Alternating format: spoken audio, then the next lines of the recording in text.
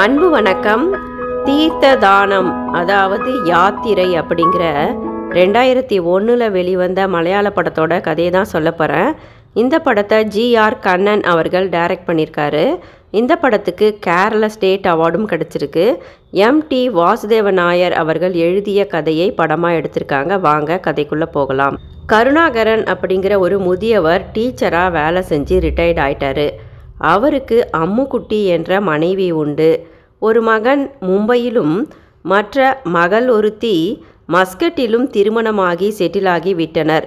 கருணாகரனை எல்லோரும் மாஸ்டர் என்றுதான் அழைப்பார்கள்.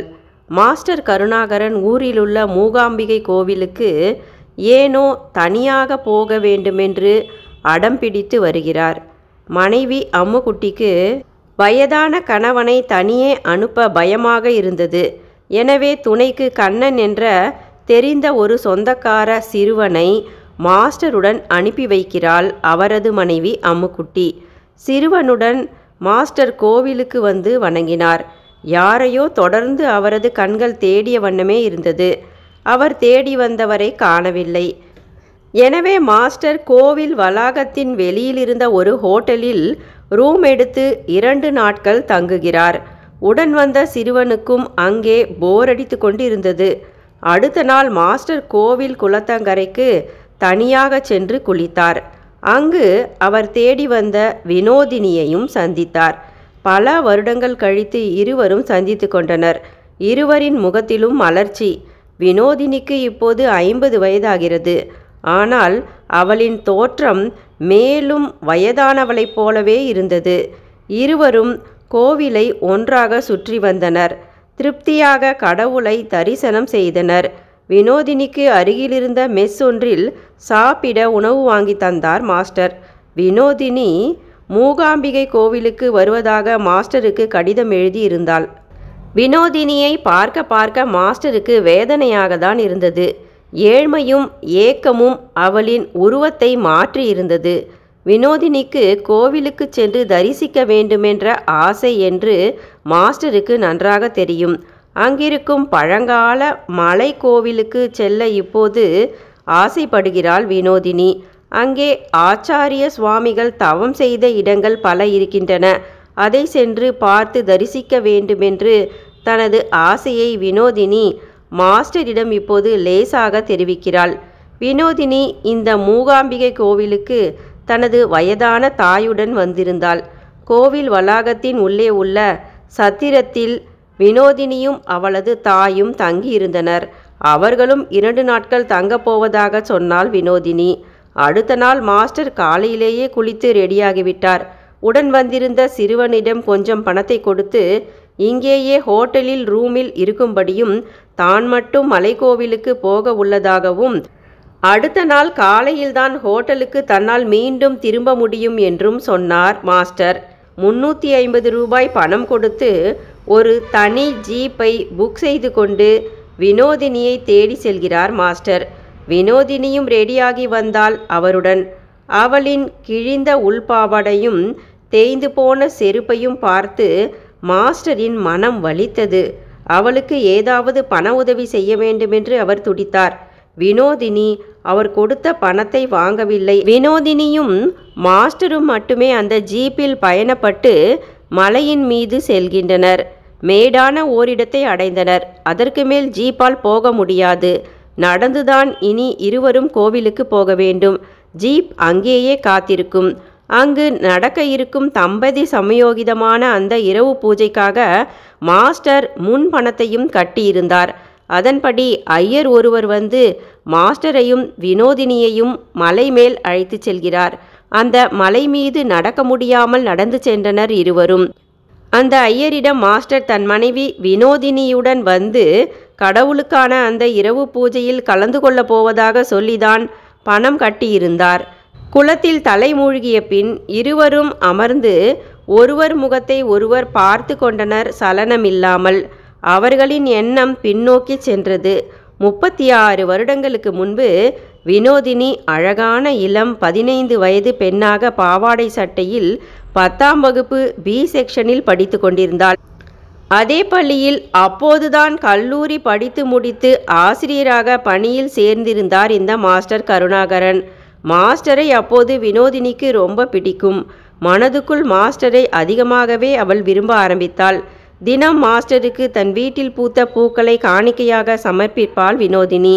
மாஸ்டருக்கும் வினோதினியின் அழகு, அமைதி, இளமையான அவளுடைய குரல் வளத்துடன் கூடிய பாட்டுத்திறன் ஆகியவை மிகவும் அவருக்கு பிடித்திருந்தது.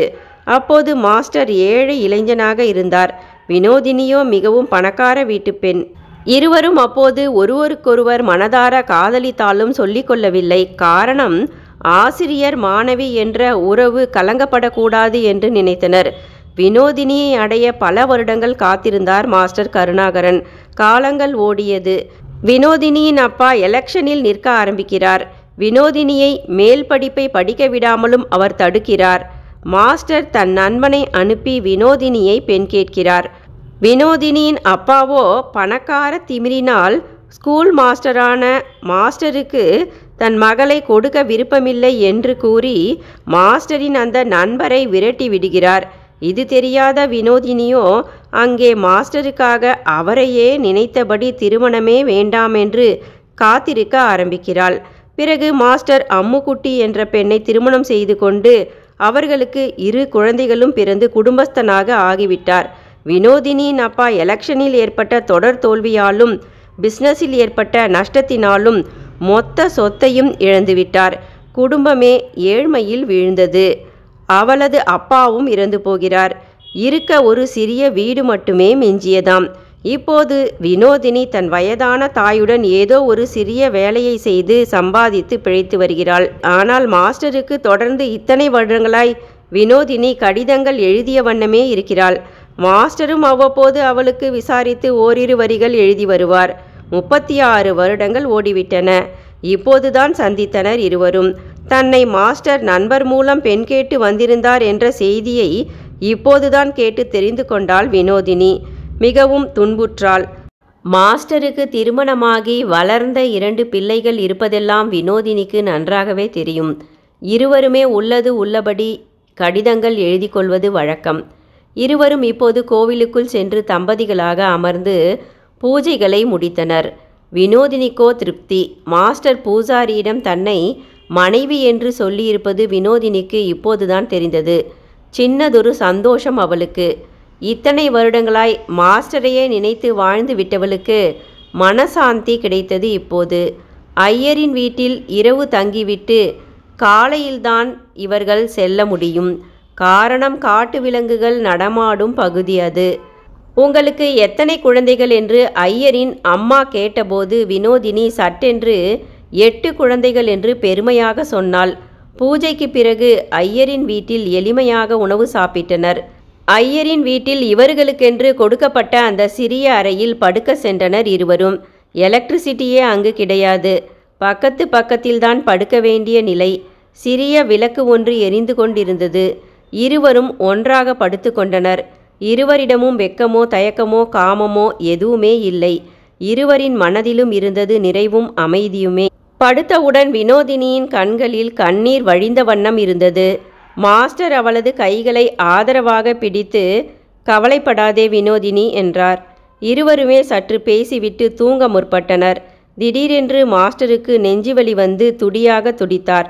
வலியில் அவரின் சுயநினைவை இழந்து கொண்டிருந்தார் அவர். வினோதினியோ தவித்து போனாள். இங்கிருந்து எந்த ஒரு டாக்டரிடமும் கூட செல்ல முடியாதே அவசரத்திற்கு என்று அவள் மனம் பதைத்தது. ஐயரின் வீட்டு கதவை தட்டினாள் வினோதினி. திறக்கப்படவில்லை. மீண்டும் மாஸ்டரிடம் ஓடி வருகிறாள். மாஸ்டருக்கு இப்போது வலி குறைந்திருந்தது. மாஸ்டர் இப்போது தனது நெஞ்சை தடவியபடியே கண்களை மூடியபடி உளறி கொண்டிருந்தார். அம்முக்குட்டி, பயப்படாத. எனக்கு தானா வலி குறைஞ்சிடுச்சு. நெஞ்சு வலி போயிடுச்சு. இப்ப அம்முக்குட்டி இங்க வா, கொஞ்சம் தண்ணி கொண்டு வா என்று தனது மனைவியின் பெயரை தொடர்ந்து உச்சரித்த வண்ணம் இருந்தார் மாஸ்டர். வினோதினிக்கு அவருக்கு தானாக வலி சரியானதே என்று மனம் லேசானது. ஆனால் அவள் எதுவுமே பேசவில்லை. தண்ணீர் மட்டும் மாஸ்டருக்கு எடுத்து கொடுத்தாள். அவருடைய நெஞ்சை தடவி கொடுத்தாள், சமாதானப்படுத்தினாள். மாஸ்டர் கண்விழித்து பார்த்து சட்டென்று தனது சூழ்நிலையை உணர்ந்து கொண்டார். வினோதினி, இப்ப சரியாயிடுச்சுமா, பயப்படாதே என்றார். இருவரும் அதற்கு மேல் எதுவும் பேசிக்கொள்ளவில்லை. மலையிலிருந்து காலையில் கீழே நடந்து வர ஆரம்பித்து ஜீப்பில் ஏறி இருவரும் மலை அடிவாரத்து சாலையை வந்தடைந்தனர். மாஸ்டர் என்றுமே தனக்கு சொந்தமாக மாட்டார் என்று வினோதினிக்கு நன்றாக புரிந்தது. ஊருக்கு சென்று உடனே மனைவி அம்முக்குட்டியை பார்க்க வேண்டுமென்று மாஸ்டர் நினைத்தார். வினோதினி, நீ விரும்பிய மற்ற கோயில்களுக்கும் உன்னை அழைத்து செல்கிறேன் என்று மாஸ்டர் வினோதினியை பார்த்து பரிவாக கேட்கிறார். வினோதினியோ வேண்டாம் என்று சொல்லிவிட்டு நடக்க ஆரம்பிக்கிறாள் எதிர் திசையில். ஆமாங்க, ஒரு மனுஷனுடைய வாழ்க்கையில் காதலிகள் வந்து போகலாம். அது தெய்வீக காதலாக கூட இருக்கலாம்.